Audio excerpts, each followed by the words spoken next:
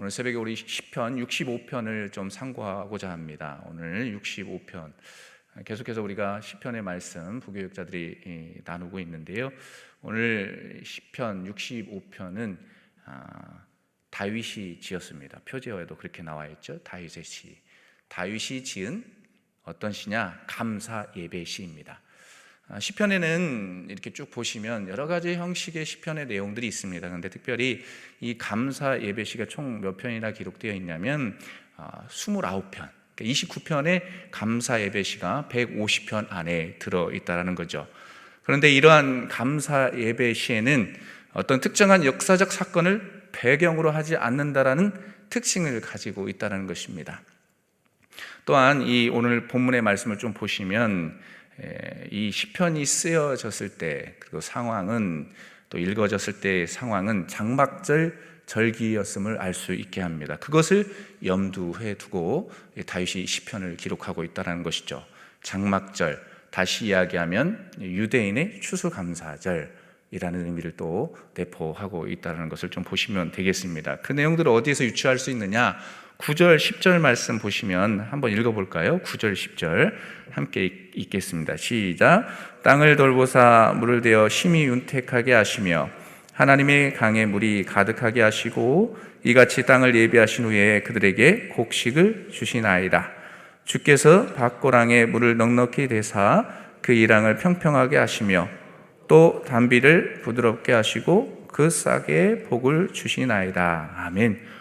요 내용을 통해서 이 시편의 내용이 감사 예배시가 장막절에 읽혀졌을 것이다 라고 이야기하죠.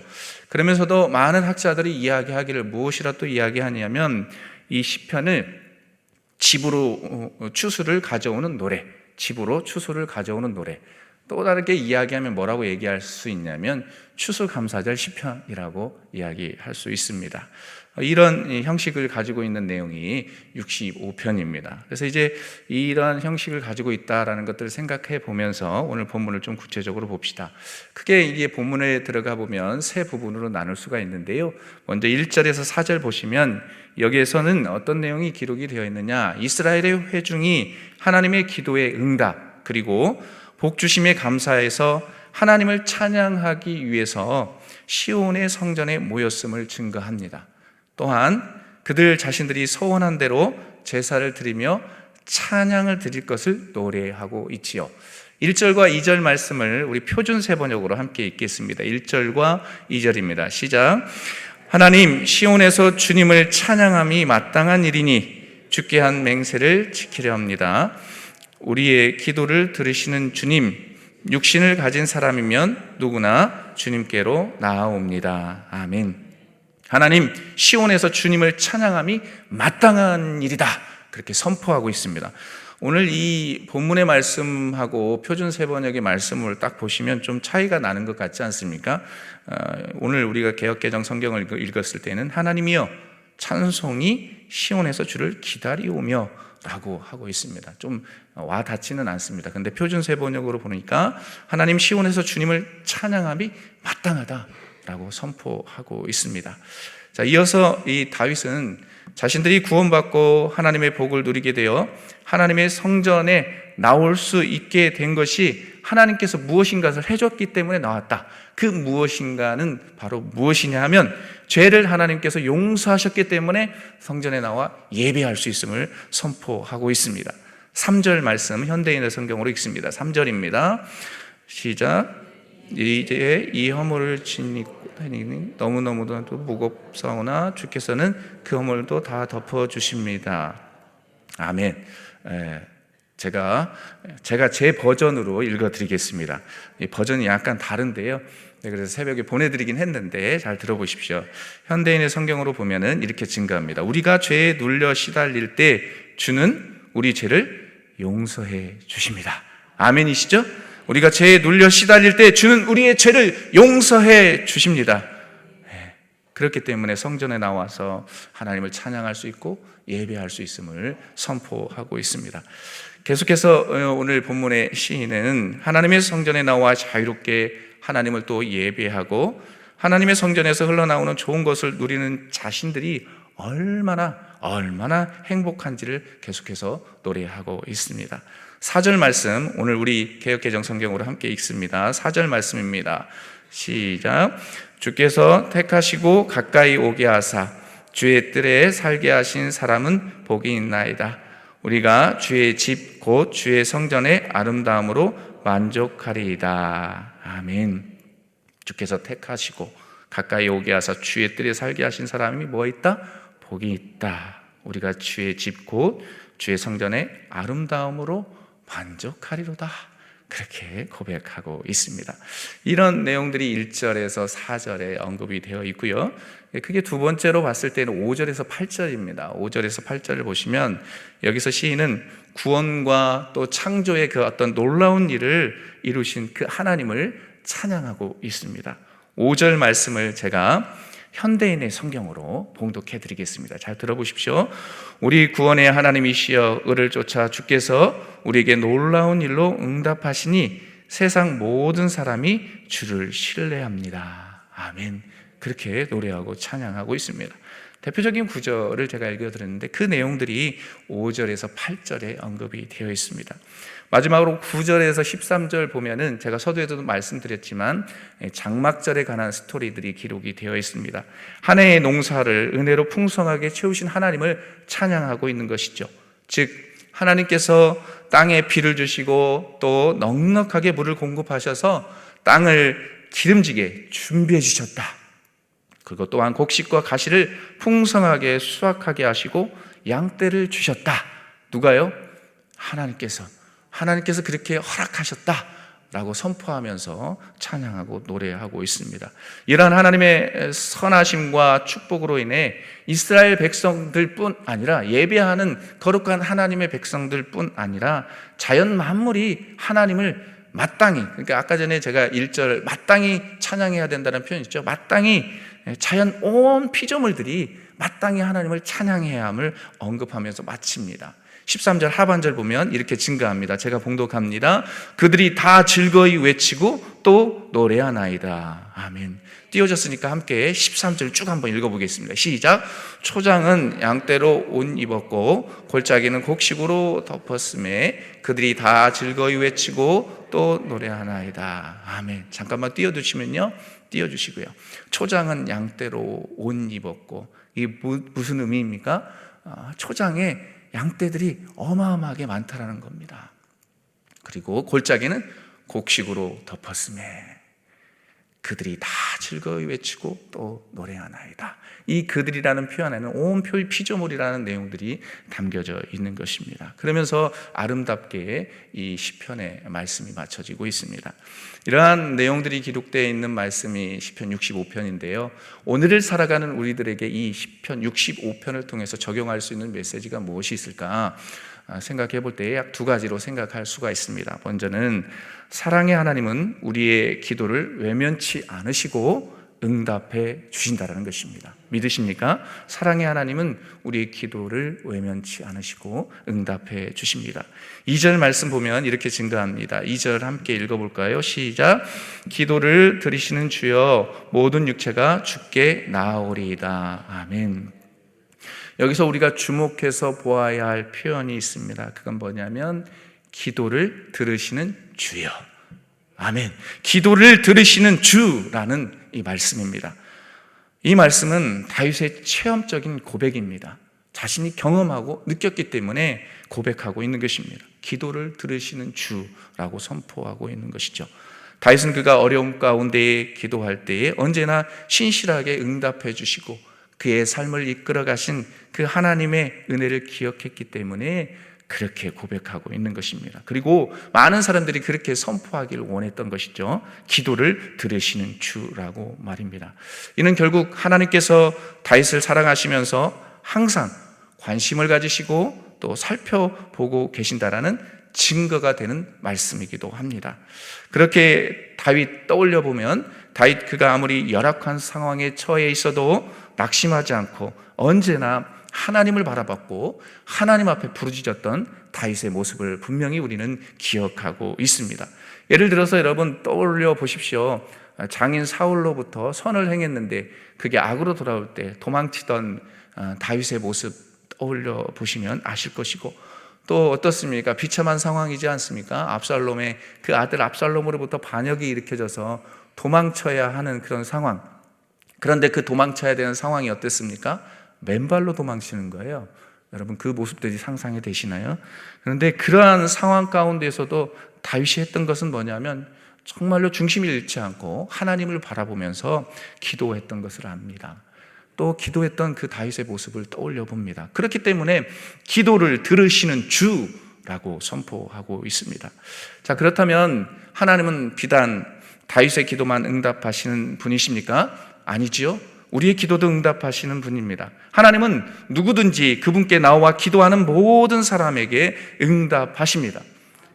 그래서 다윗은 2절 하반절에서 다음과 같이 증거하지 않습니까? 모든 육체가 주께 나오리다. 모든 육체가 주께 나오리다.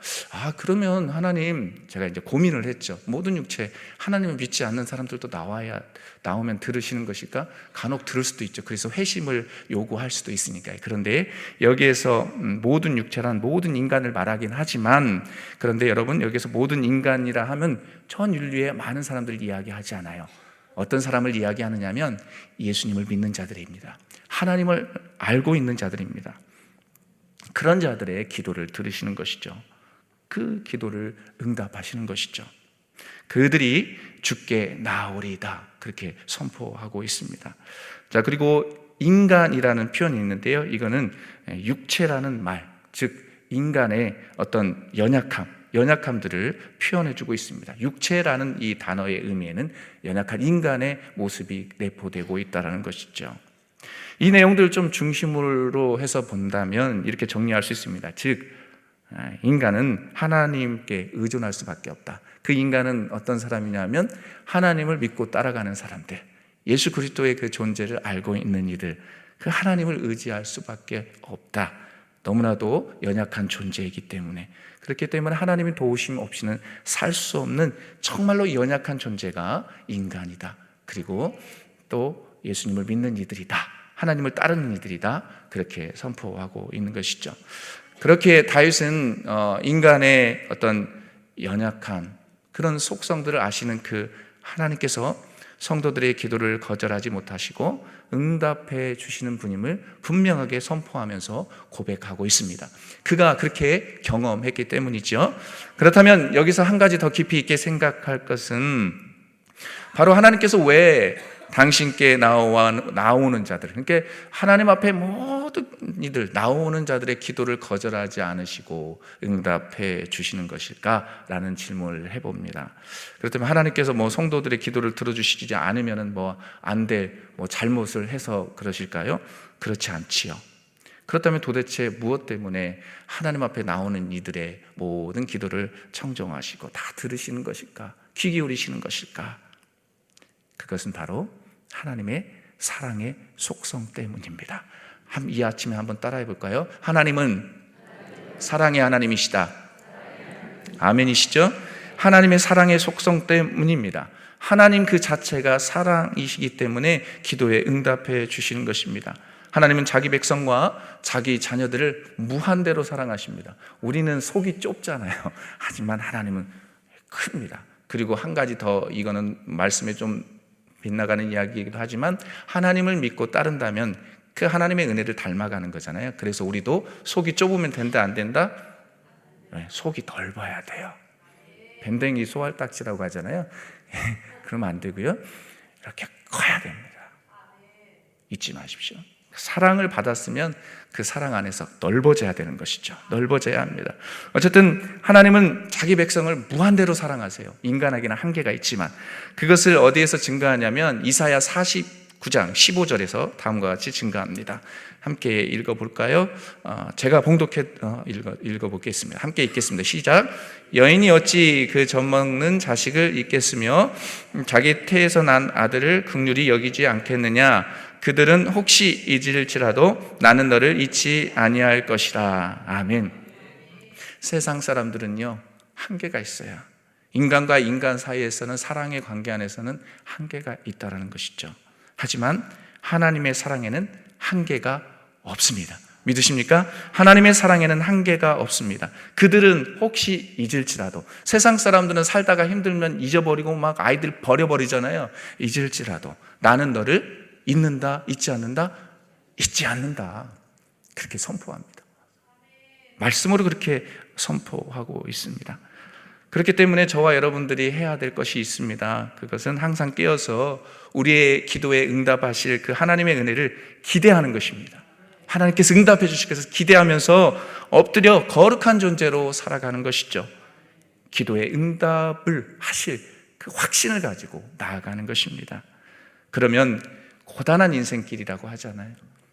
젊은이들의 가스펠송에 보면 이런 찬양이 있어요. 고단한 인생길 힘겨운 오늘도, 이렇게 시작하는 게 있어요. 네. 고단한 인생길을 살아가고 척박한 어떤 광야를 살아가는 우리들에게 하나님께서는 기도의 능력과 은혜를 체험하게 하실 것입니다. 어떤 사람들에게요? 그 하나님의 기도에 응답하실 것을 기대하는 이들에게 응답하실 것입니다. 마치 본문에 다윗이 고백했던 것처럼 삶의 자리에서 응답하신 하나님의 은혜를 또 체험하게 하실 것입니다. 그렇기 때문에 첫 번째 대지를 마감하면서 기억할 말씀의 포인트가 있습니다. 예레미야 33장 3절 말씀인데요, 아주 유명한 말씀인데 함께 암송해 볼까요? 너는 내게 부르짖으라. 내가 내게 응답하겠고 내가 알지 못하고 크고 은밀한 일을 내게 보이리라. 아멘.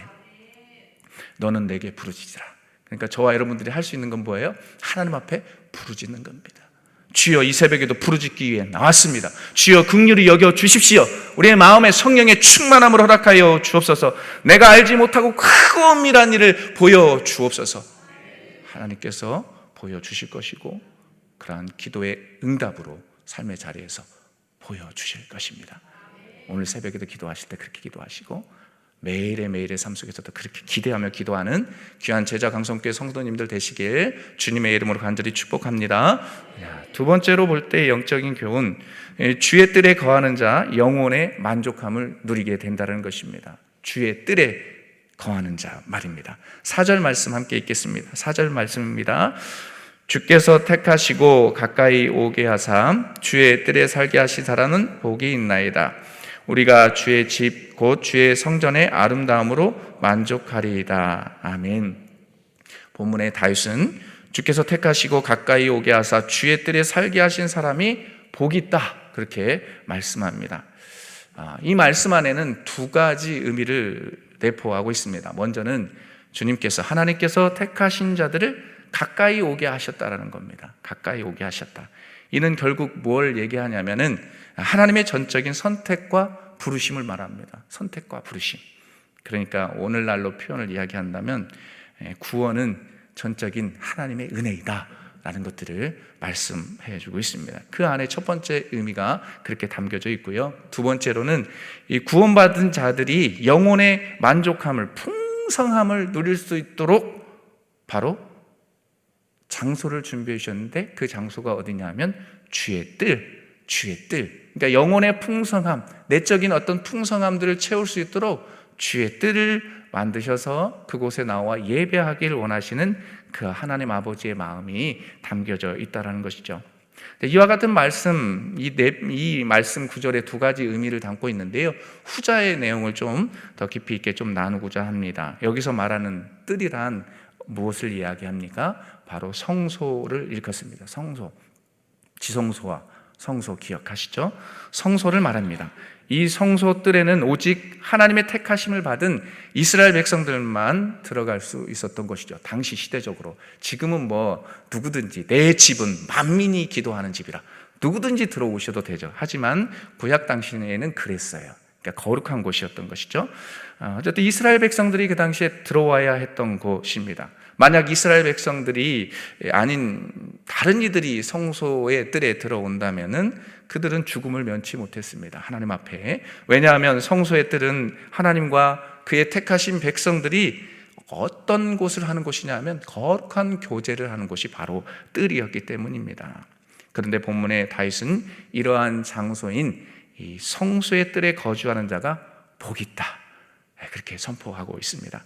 그렇다면 이와 같이 다윗이 이런 선포를 하게 된 까닭이 도대체 무엇일까?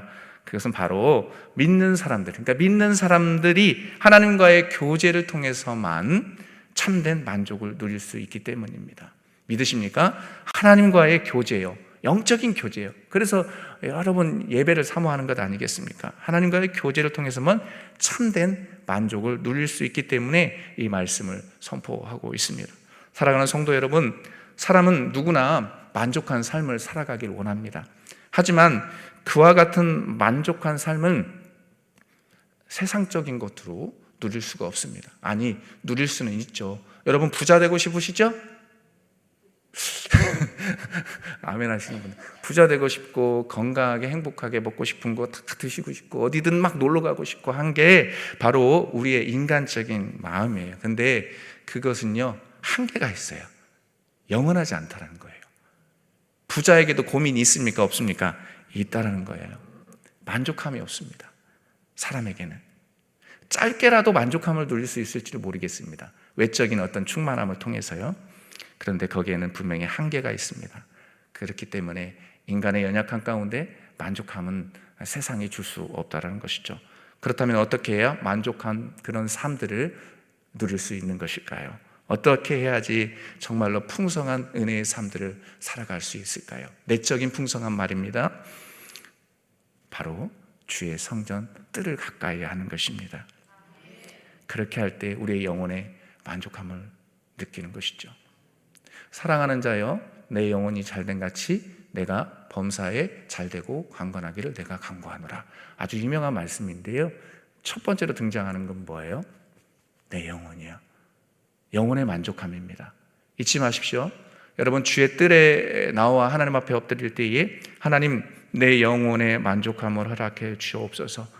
내 영혼의 상처와 아픔, 죄악된 것들을 십자가의 보혈로 깨끗하게 씻어주셔서 이 뜰을 밟을 때마다 하나님이 주신 회복의 은혜가 있게 하시고 하나님께서 주시는 그런 만족함이 있게 하여 주옵소서. 하나님이 주시는 거예요. 나의 만족함이 아니라 하나님이 주시는 그 만족함을 누리게 해주십시오.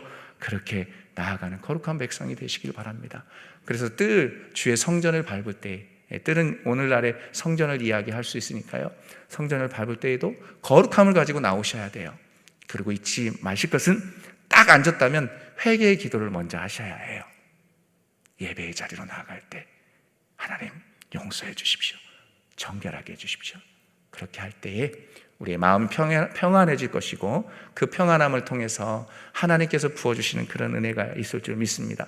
내가 그냥 얻어지는 것이 아니라 하나님이 부어주시는 은혜, 하나님의 그 놀라운 만족의 은혜가 저와 여러분들에게 임하게 될 줄 믿습니다. 고린도 후서 3장 5절 말씀입니다. 이렇게 증가합니다. 고린도 후서 3장 5절인데요, 제가 봉독해 드리겠습니다. 우리가 무슨 일이든지 우리에게서 난 것 같이 스스로 만족할 것이 아니니 우리의 만족은 오직 하나님으로부터 나느니라. 아멘. 우리의 만족은 누구로부터 난다? 하나님으로부터 난다. 그런 은혜가 저와 여러분들에게 충만히 이 새벽에도 임하길 주님의 이름으로 간절히 축복합니다. 아멘. 이 시간 함께 기도하겠습니다. 이 시간 함께 기도할 때에 오늘 주신 말씀을 품고 한 말씀만 붙잡으십시오. 두서없이 나눴지만 사랑의 하나님, 우리의 영혼의 만족함을 허락하여 주옵소서. 주의 뜰을 밟을 때마다 하나님이 부어주시는 그런 충만한 은혜가 있게 하시고 하나님 구하고 찾고 늘 두드리는 자가 되게 하여 주옵소서. 하나님, 그래서 하나님이 주시는 그런 축복의 은혜들 경험하게 하셔서 기도를 들으시는 주라는 고백이 삶의 자리에서 흘러나올 수 있도록 기도해 주시고, 특별히 제주 낙도 선교를 떠난 과정 속에 있고 이미 도착해서 사역을 감당하시는 팀도 있습니다. 하나님, 안전을 지켜주십시오. 안전하게 건강하게 잘 다녀오게 해 주시라고 제주 낙도 선교팀을 위해서 기도해 주시고, 또 세 번째로 기도하실 때는 천재지변, 특별히 대한민국 땅의 수해로 인해서 안타까운 영혼들이 하나님 먼저 돌아가신 것들을 봅니다. 많은 사람들이 아파하고 있습니다. 이 땅을 긍휼히 여기시고 회복시켜 주시옵소서. 전 세계를 긍휼히 여기시고 회복시켜 달라고 주여 한번 외치고 기도합니다. 주여! 하나님 아버지, 이 시간 합심해서 우리 기도합니다. 하나님 말씀을 품고 하나님 기도합니다. 하나님 아버지, 귀한 말씀 가운데 그 사랑의 하나님, 우리의 기도를 외면치 않으시는 그 하나님의 은혜를 경험하기를 원합니다. 우리의 기도를 들으시는 주여, 하나님 모든 육체가 주께 나아오리다 그렇게 말씀합니다. 예수님을 믿는 이들이 주님 앞에 나올 때에 하나님이 만지시고 회복시켜 주시는 그런 은혜를 경험하게 하시고, 주님 특별히 하나님 주의 때를 밟을 때에 하나님 우리의 내면의 만족이 있게 하여 주옵소서. 하나님 외적인 만족도 중요합니다. 그러나 내면의 만족입니다. 마음의 평안이 중요합니다. 하나님 아버지, 우리 내면에 마음의 평안이 있게 하시고 주님을 주신 은혜 가운데 만족함이 있게 하여 주옵소서. 세상 그 어느 것과 채울 수 없는 그 하나님 그 만족의 은혜가 하나님으로부터 오므를 믿사오니 그 은혜가 우리에게 충만히 임하게 하여 주옵소서. 하나님 아버지, 제주 낙도 성교 가운데 있사오니 주여 날씨를 주관해 주시고 어둠의 권세 틈타지 말게 하시고 진리의 성령께서 함께 하심으로 모든 사역이 하나님 은혜 가운데 축복 가운데 이루어지게 하여 주시고 안전을 지켜주십시오. 하나님 연로하신 분들도 가셨습니다. 주여 한 첫째도 둘째도 셋째도 안전히 오니 주여 성령이 안전하게 잘 다녀올 수 있도록 주님 은혜 베풀어 주옵소서. 하나님 도와주옵소서. 하나님 아버지, 복음을 증거할 때마다 하나님의 살아계심이 나타나는 제주 낙도 선교가 되게 하여 주옵소서. 이 땅에 하나님 수혜를 입은 하나님의 백성들이 있습니다. 다시 일어나게 하여 주옵소서. 예수 그리스도의 보혈의 능력으로 일어나게 하시고 서로가 기도하게 하여 주옵소서. 하나님 전 세계 가운데 천재지변으로 자연재해로 하나님 힘들어합니다. 하나님의 때를 예비하게 하여 주옵소서. 늘 깨어 기도하게 하여 주옵소서. 늘 깨어있는 우리가 될 수 있도록 주님 도와주시옵소서. 하나님 주의 뜰에 거하는 자 그 영혼의 만족함을 누리면서 하나님 이 땅을 위해 기도하게 하시고 하나님 전 세계를 위해서 기도할 수 있는 우리의 영혼이 되게 하여 주옵소서. 주님 감사합니다. 오 하나님 아버지, 은혜를 감사합니다. 하나님 계속되는 장마철 가운데에 우리의 영혼이 축 처질 수 있습니다. 하나님 처지지 않게 도와주옵소서. 더욱더 하나님 앞에 부르짖게 하여 주옵소서. 너는 내게 부르짖으라. 내가 내게 응답하겠고 내가 알지 못하고 크고 은밀한 일을 내게 보이겠다라고 말씀하셨던 그 언약의 말씀도 기억합니다. 그리고 다윗이 고백했던 그 하나님, 기도를 들으시는 주 라는 그 고백이 우리의 삶 속에서 일어나게 하여 주옵소서. 하나님 아버지, 오늘도 떠나 있는 제주 낙도 선교 가운데 하나님 기름 부어주셔서 안전하게 하나님 성령의 충만한 가운데 모든 일정들을 마치고 돌아오게 하여 주옵소서. 이 땅에 전 세계 가운데 상처받고 또 어려워하는 많은 백성들을 위해도 회복시켜 주시는 은혜가 있게 하셔서 우리가 하나임을 알게 하여 주옵소서. 하나님 기도하면서 서로 도울 때에 이 땅이 회복되게 하시고 상처가 회복이 되게 하시고 아픔이 회복되는 그런 은혜를 목도하는 우리 모두가 되게 하여 주옵소서. 오늘 한 날도 성령과 동행하고 또 성령님을 바라보며 나아가기를 원하옵고 존귀하신 예수님의 이름으로 기도하옵나이다. 아멘. 주여, 주여, 주여. 하나님 아버지, 주님을 부르짖으며 하나님 앞에 나아갑니다. 하나님, 우리 내면의 만족함을 허락해 주십시오. 주의 뜰에 거하는 자 하나님 영혼의 만족함을 흔들게 하시고 하나님과 친밀한 교제를 통해 영혼의